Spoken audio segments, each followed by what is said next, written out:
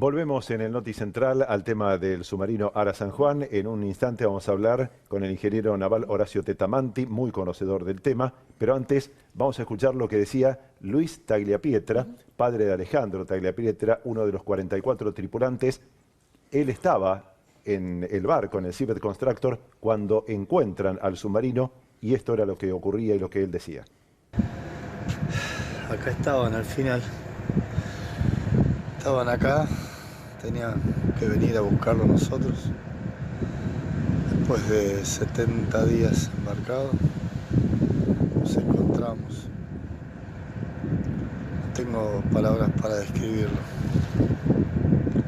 Es el profundo dolor y la profunda angustia, pero a la vez sabemos dónde están. Y es el primer paso para saber la verdad de lo que pasó.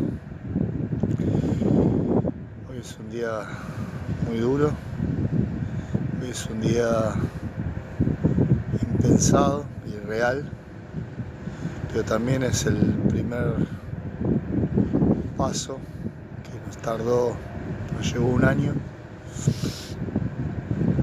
para llegar a la verdad. No vamos a bajar los brazos hasta saber por qué pasó lo que pasó. Y acá estamos, para todos los que hablaron tantas pavadas, para todos los que nos dieron por vencidos. Nosotros nunca nos dimos por vencidos. Nosotros seguimos hasta el último minuto con la esperanza de que los teníamos que encontrar. Y los encontramos. Gracias a todos los que nos dieron una palabra de aliento, a todos los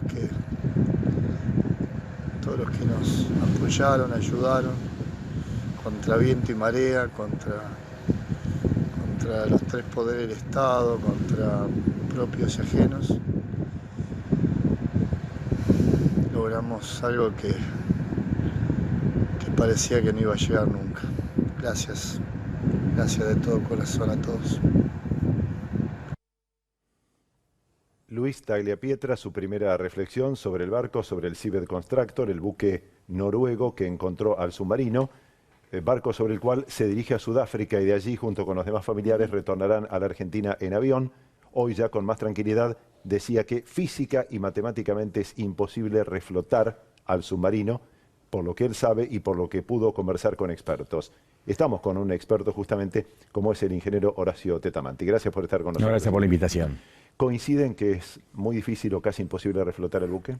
No, submarino? digamos, veo con mucha emoción las palabras de Luis, que la verdad que no es difícil también imaginar el nivel de impacto que tiene, porque él fue tal vez, conjuntamente con esas pocas personas que observaban en la pantalla, el momento justo donde ese robot con la iluminación alumbraba la existencia del San Juan.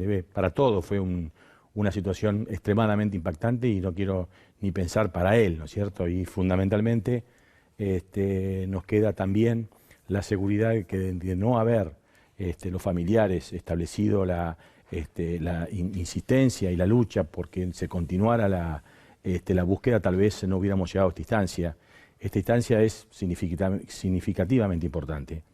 Es un momento de encuentro, fundamentalmente para los familiares, pero para todos los argentinos. Físicamente nos reencontramos con nuestra nave de guerra y con nuestros soldados. A partir de ahora, saber que está allí nos va a permitir abrir un capítulo muy, muy importante que seguramente irá agotando y aportando todas las evidencias para poder, y ahí concuerdo 100% con lo que dice Tagliapietra, que todos nos debemos encolumnar en un solo objetivo, que es la búsqueda de la verdad. Necesitamos saber qué es lo que pasó. La justicia, para poder administrar su obligación y sus protocolos, de determinar responsabilidades si las hubiera. Los familiares, yo creo que siempre la verdad sana y libera, con lo cual todo proceso que lleve a esclarecer seguramente le va a llevar un poco de paz al ya sufrido proceso que están viviendo. Y para todos nosotros, seamos o no profesionales, seamos o no, como en mi caso, perteneciente a la comunidad marítima, es importantísimo arribar a la verdad, porque saber que lo que sucedió, en tanto y en cuanto la Argentina tiene un submarino gemelo, nos va a permitir aprender, extraer todas las enseñanzas para que esto no vuelva a suceder y realmente enriquecer el acervo de las generaciones de submarinistas futuros de la Argentina. O sea que yo creo que ahora ese es el tema central, establecer todos los esfuerzos, juntarnos, abrazarnos todos los argentinos para buscar la verdad.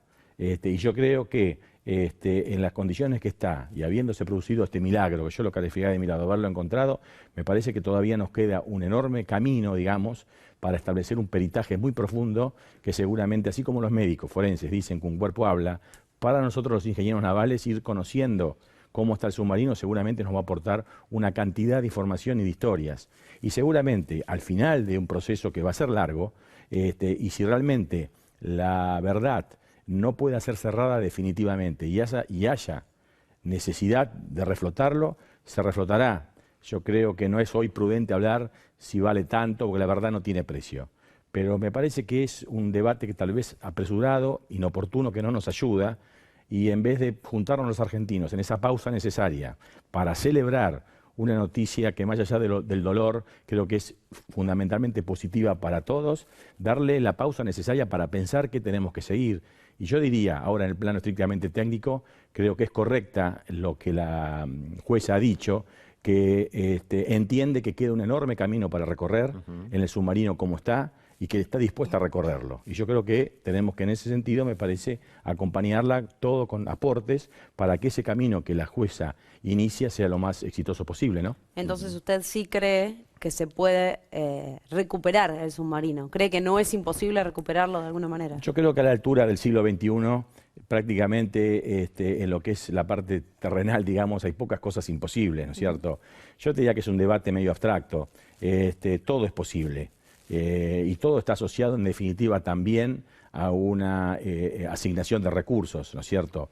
Yo creo que ahora me parece a mí, establecer un debate, digamos, entre los argentinos que nos dividía entre los que estamos a favor o no en reflotarlo en este momento, me parece que no nos va a ayudar, no va a ayudar a los familiares, no va a ayudar a la búsqueda de la verdad, y me parece que lo mejor, como una opinión humilde y personal, es hagamos la pausa, celebremos el encuentro y a partir de mañana establezcamos el camino necesario y además factible de seguir extrayendo, en definitiva, cuestiones que nos van a contribuir a buscar la verdad.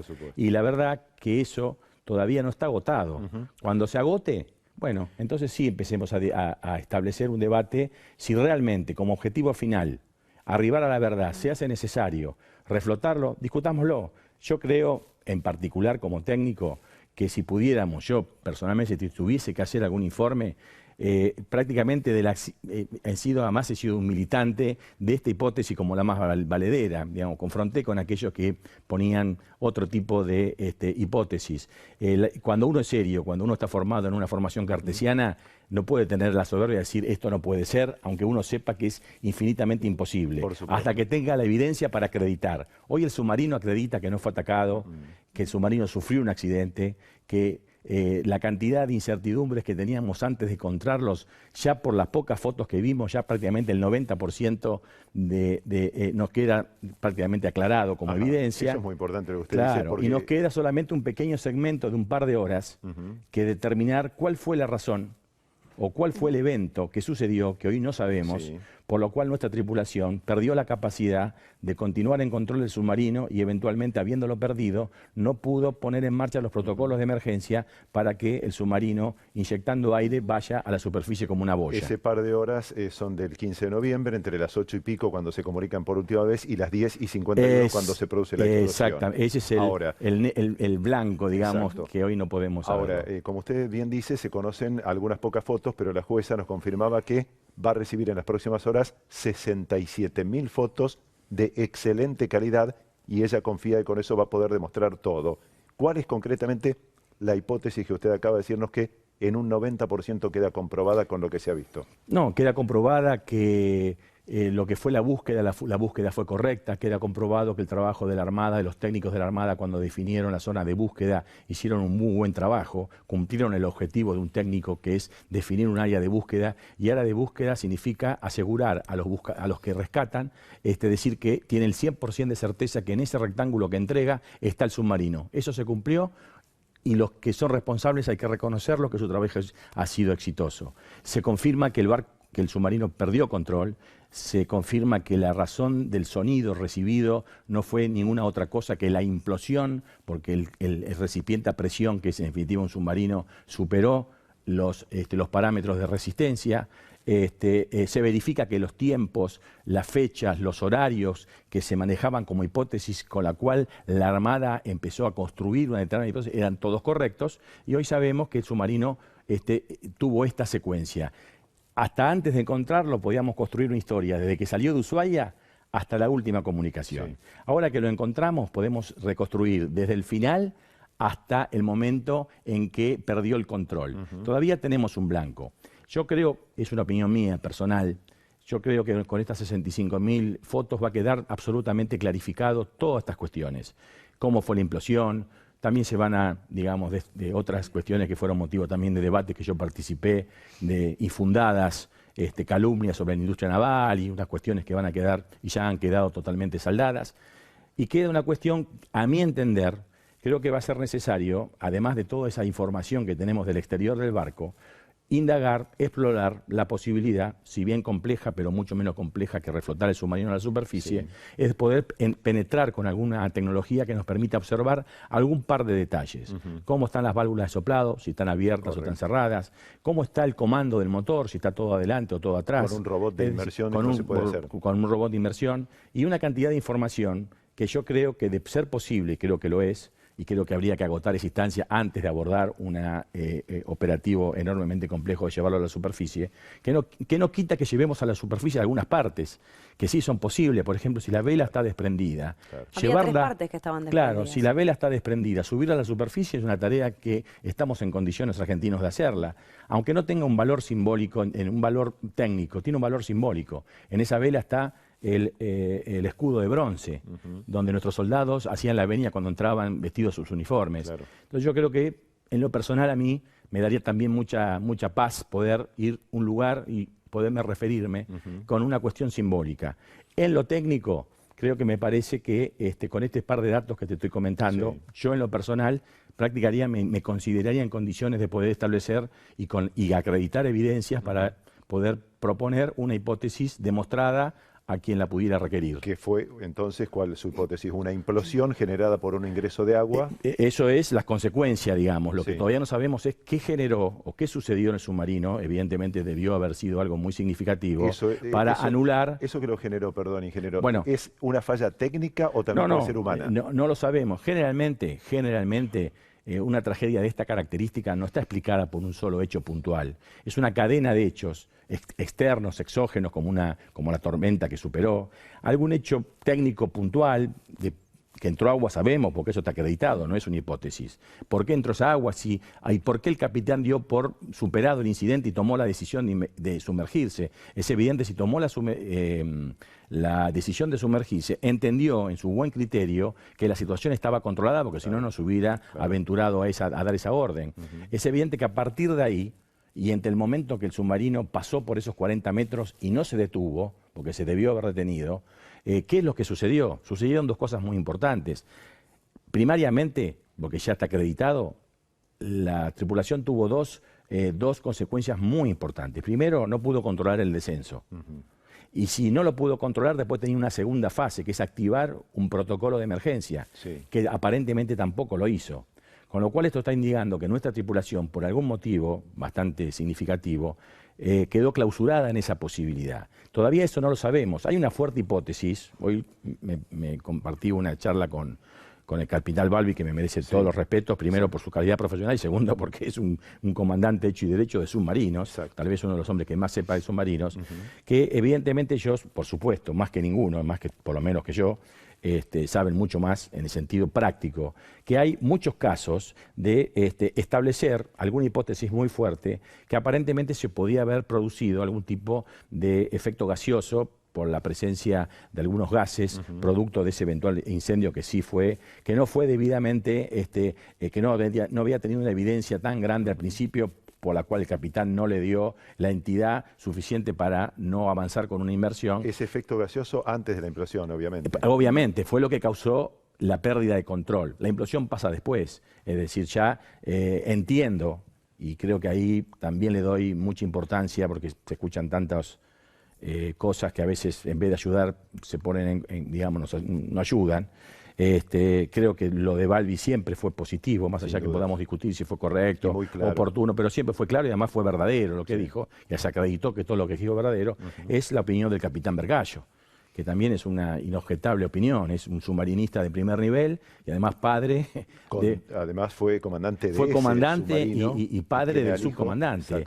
Y que él tuvo un alivio dentro del enorme dolor, infinito dolor, que bueno, todos los que tenemos hijos lo podemos imaginar, que tenía no sé si llamarlo, él lo llamó tranquilidad, es un término propio de una figura que emerge como gigantesca de esta Argentina, que a veces nos sorprende por las miserias, pero también por estos personajes, que su hijo no sufrió.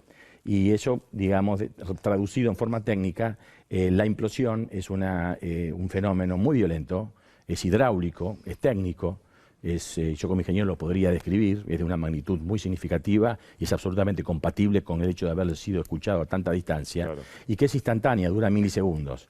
Con lo cual parecería ser que ese fenómeno sorprendió a la tripulación en una gestión, digamos, de puesta en marcha de determinadas acciones. ¿Por qué las acciones que seguramente tomó la tripulación no tuvieron el resultado que debían haber tenido? Eso hoy es una incógnita. Y ojalá, y yo creo que hay grandes probabilidades, que peritando el submarino en la situación que está, seguramente vamos a encontrar muchas respuestas a estas incógnitas, ¿no? ¿Cómo se perita el submarino? Bueno, el submarino se perita... ¿Se necesita que otra vez baje el mismo robot? Es una linda pregunta la que haces. Es una linda pregunta. Aparentemente estamos hablando de 65.000 fotos. Es decir, esas fotos analizadas por gente idónea va a dar primero la dinámica de la caída del submarino, que eso es muy importante para sacar una cantidad de parámetros de la cinemática de la trayectoria del submarino.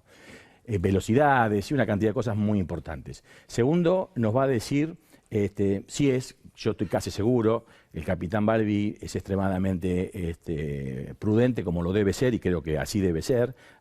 Yo tengo la licencia de poder ser un poquito más arriesgado en términos de opiniones, que efectivamente no vimos las averías o el casco rasgado por el efecto de la implosión.